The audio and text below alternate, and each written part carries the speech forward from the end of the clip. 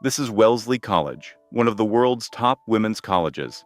Katherine couldn't study here, but finally, through her efforts, she became a teacher here. However, this traditional institution was not as wonderful as she had imagined. On the first day of school, Katherine, the new teacher, was given an unexpected lesson by her students. She pulled up a slide and was just about to explain it when a student in the audience spoke up first. The mural of the wounded bison in the Altamira caves, Spain, dating back to approximately 15,000 BCE.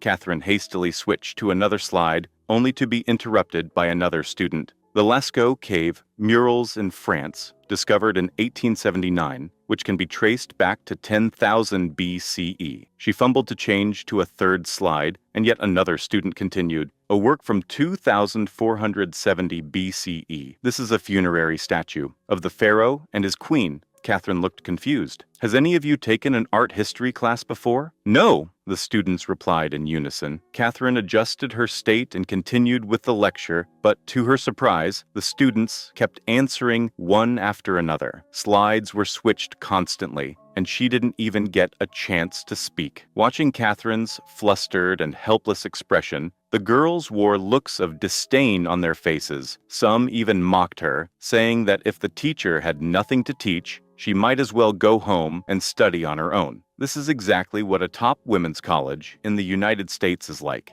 It has nurtured countless outstanding women, including Hillary Clinton and the writer Bing Shin, who are all well-known alumni of the college. For most teachers, being able to teach here is a dream. Katherine also went through fierce competition among many candidates to get this opportunity. She came to this college full of hope, originally wanting to give full play to her talents, but never expected to be looked down upon by the students. To understand the students better, Katherine checked their files. She found that these students came from wealthy families and were all from powerful and influential backgrounds. Although they could recite the art history textbook by heart, she also noticed a problem. They did not truly understand the knowledge, but only recited it mechanically, with no ability to think independently at all. The next day in class, Katherine gave them a surprise. She chose a painting that was not in the textbook. Everyone rummaged through the textbook to find the answer, but there was nothing about it. It was an artistic work outside the textbook. At this point, Katherine asked them to comment on this work. Some thought it was not art, calling it strange and ugly. Others expounded on the standard views of art.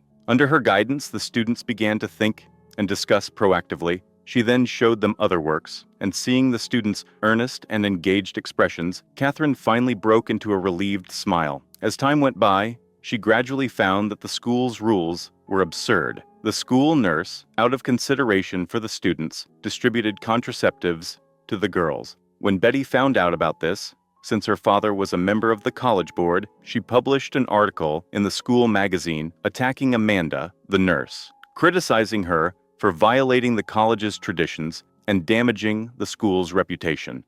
To calm the situation, the school leaders actually dismissed Amanda directly. Katherine couldn't understand this at all. What surprised her even more was that the students were also particularly obsessed with a hoop rolling contest. It was said that the girl who won the contest would be the first to get married, so they were extremely enthusiastic about it. And the most popular class was the etiquette class. In this class, the teacher taught them how to take care of their husbands and how to be a qualified wife. He even told them seriously, the grades you get in school don't matter. What matters is the score your husband gives you in the future. Only then did Katherine realize that this institution was not there to impart knowledge, but to train wives. The reason they studied so hard was ultimately to marry a good husband and then become a housewife. One day, Joan came to see Katherine because she had received a C in the subject. Katherine told her that all her viewpoints were plagiarized, but she was willing to give her a chance to resubmit the assignment, as long as Joan completed it through her own thinking. At the same time, when checking Joan's file, Katherine found that Joan was interested in law and even wanted to apply for Yale Law School, but marriage had become an obstacle for her. Katherine encouraged her, saying that she could balance both law school and marriage. However, Joan herself didn't even know what she wanted. During the in-class quiz the next day, as Katherine handed out the test papers to the students, she quietly slipped a Yale University application form to Joan. Soon, Betty's wedding arrived, and Katherine was fortunate enough to be invited. It was also the first time she had attended a wedding of such wealthy and powerful people. All the guests present were high-ranking officials and millionaires. She also met Joan's boyfriend there. One day, Katherine assigned the students a homework to draw a copy of Van Gogh's Sunflowers freely. This was something new for them, copying someone else's painting. At this moment, Betty arrived. Since she had been busy after getting married, she had missed many classes, but she didn't worry at all, because the school had a traditional rule: married students were excused from missing classes. But Katherine thought that as a student, one should attend classes. She even said, then why not get married in the first year of college and just wait to get the graduation certificate in the fourth year? Influenced by traditional rules, Betty believed that a happy marriage was what made a life complete. However, Katherine, who was still unmarried, seemed like an outlier to her. From that point on, the conflict between the two escalated. Katherine was determined to break this tradition and make a change. She started every class with a question, aiming to cultivate the students' ability to think independently. She also took the students to see famous paintings, including works by the renowned artist Jackson Pollock. From others' perspective, the messy paint and tangled lines in his works had no order. But in Katherine's view, they were artworks full of passion.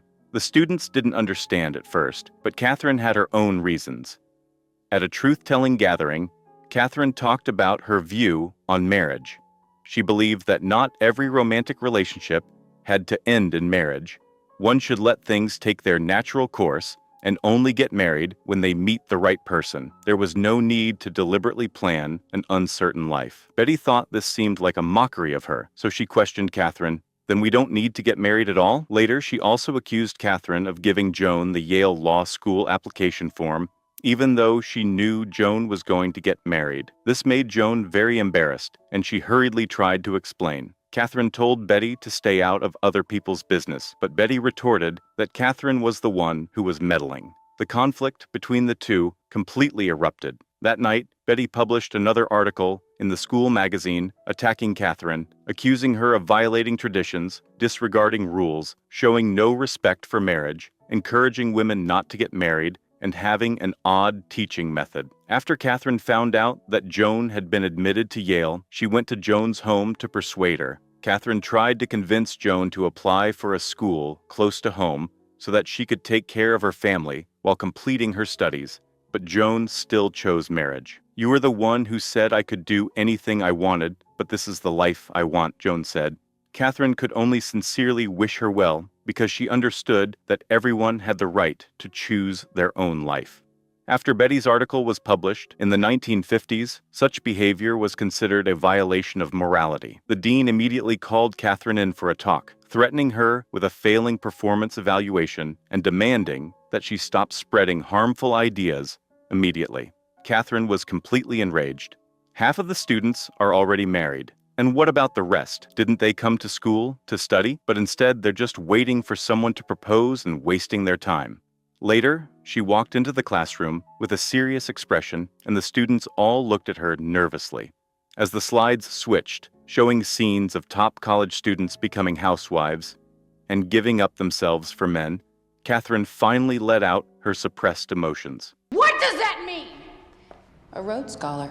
I wonder if she recites Chaucer while she presses her husband's shirt's slide. Now you physics majors can calculate the mass and volume of every meatloaf you make.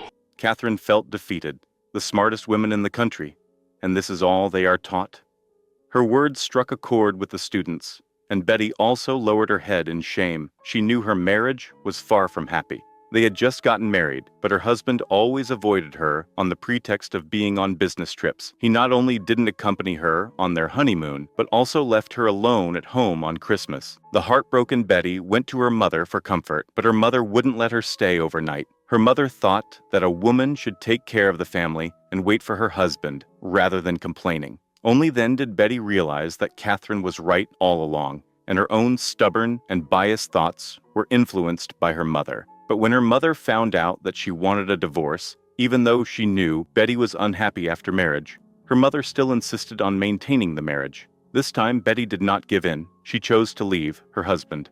A semester soon came to an end. Catherine's unique educational philosophy was deeply loved by the students. More and more girls wanted to break free from the shackles of tradition and be their true selves. As a result, the number of students signing up for her class the next year reached an all-time high. But this was exactly what the college least wanted to see.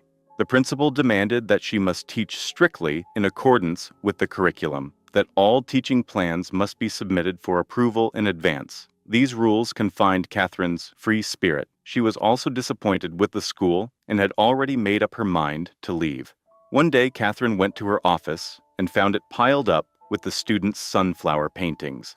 Probably knowing that she was going to leave, everyone was reluctant to let her go.